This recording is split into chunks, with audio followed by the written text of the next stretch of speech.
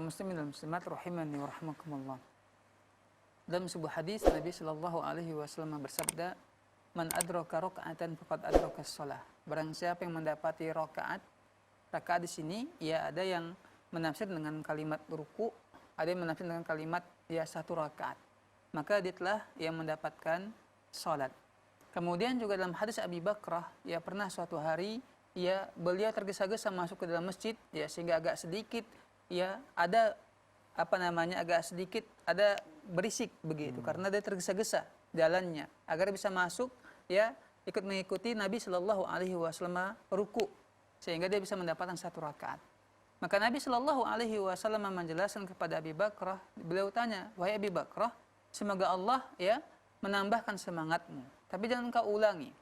Di sini Nabi Shallallahu Alaihi Wasallam mengikrar ataupun yang menyebutkan sahnya salatnya Abi Bakrah ketika dia masuk bersama Nabi ya langsung ke ruku bersama Nabi Shallallahu Alaihi Wasallam dan dianggap sudah satu rakaat yang dia dapati. Yang Nabi katakan jangan engkau ulangi karena beliau tergesa-gesa. Karena sunnahnya itu ialah kita ketika masuk ke dalam masjid ya, salat dalam keadaan tenang ya khusyuk dan tidak tergesa-gesa. Nah ini ya dari keterangan para ulama kita bahwa seseorang yang dia masuk ke masjid mendapati imam dalam keadaan ruku, kemudian dia ikut ruku bersama imam, maka telah mendapatkan satu rakaat. Tapi wajib dipahami bahwa dia tidak boleh serta-merta, ini sama juga seperti sujud. Sunnahnya itu kita bukan menunggu imam sampai rakaat berikutnya, berdiri tidak. Tapi kita juga ikut bersama imam untuk sujud. Tapi yang wajib dipahami ialah wajib kita itu melakukan takbiratul ihram. Takbiratul ihram merupakan rukun dalam sholat, pembukanya sholat. Maka oleh sebab itu ya saya mungkin akan praktekkan Allahu Akbar, kemudian langsung kita ruku Allahu Akbar. Ataupun ketika imam sedang sujud ya, tapi nggak dianggap satu rakaat ya, berbeda dengan ruku. Meskipun dia tidak membaca Al-Fatihah.